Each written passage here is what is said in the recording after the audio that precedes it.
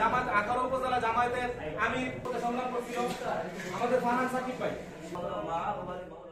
আজকে রমজানের যতদিন আমাদের জাতীয় নাগরিক পার্টির বয়স ততদিন। আপনারা কি আমাদের জামায়াত নিয়ে আপনারা সন্তুষ্ট? আপনারা যদি সন্তুষ্ট হন, আমি এখানে বলে দিতে চাই, এই পার্টি গঠনের পরে সর্বপ্রথমে আখাউড়ার মাটিতে আমরা এসেছি। আখাউড়ায় সর্বপ্রথম আমাদের পার্টির প্রোগ্রাম হচ্ছে। দেখেন আমরা যে সম্মানটা পাইছি, গত রমজানে কি আমরা এরকম মতাদর্শের মানুষ একত্রিত হওয়ার সুযোগ ছিল? আমরা এই মর্যাদা পেয়েছি কাদের জন্য? 2000 শহীদ এবং প্রায় লক্ষাধিক আহত, যাদের কারণে তাদের সম্মানে আমরা যাতে কখনো তারা যে উদ্দেশ্যে, অর্থাৎ তারা কিন্তু কোনো তথাকথিত কোনো নির্বাচনের জন্য তারা জীবন দেয় নাই। তারা এদেশের একটি সংস্কারের জন্য, একটি নতুন রাজনীতির জন্য তারা জীবন দিয়েছে। স্পষ্ট কোন নির্বাচনী কোন কর্মসূচি ছিল না। যদি নির্বাচনী কর্মসূচি থাকতো 2014 সাল, 2018 সাল এবং 24 সালে এদেশের ছাত্র জনতা জীবন দিত।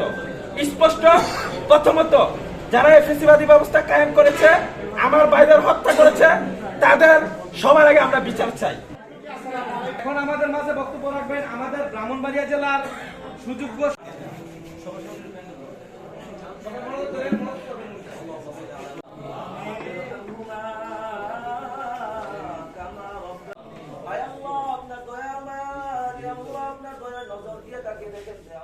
প্রেস সচিব বলছিল জাহিদ ইসলামকে আগামী দিনে বাংলাদেশের প্রধানমন্ত্রী। এইটা দিয়ে আমাদেরকে কি ইন্ডিকেট করেছে এটা আপনারা বুঝে নেবেন।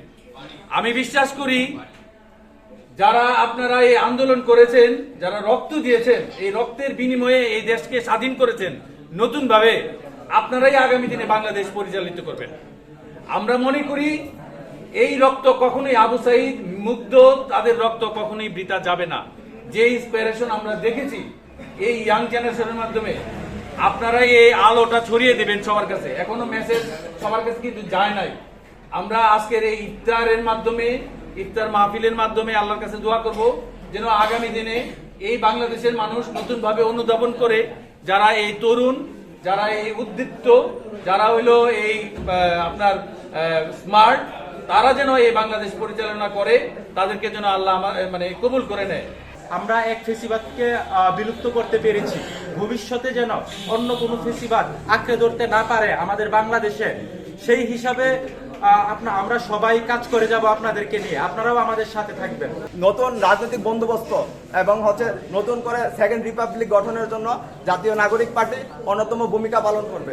এজন্য আমাদের সবার সহযোগিতা দরকার। যারা এই জাতীয় নাগরিক পার্টিতে আছে, তারা যেন সুন্দরভাবে বাংলাদেশকে গড়ে তোলার জন্য তাদের মেধা, দক্ষতা, যোগ্যতা নিয়ে তারা যেন এগিয়ে যায়, এবং আমরা তাদেরকে দোয়া করি, সর্বোত্তম সহযোগিতা করবো ইনশাআল্লাহ।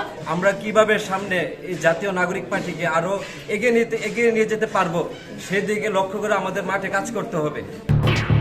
খবরের কাগজ, নিখাত, নির্ভীক, নিরপেক্ষ।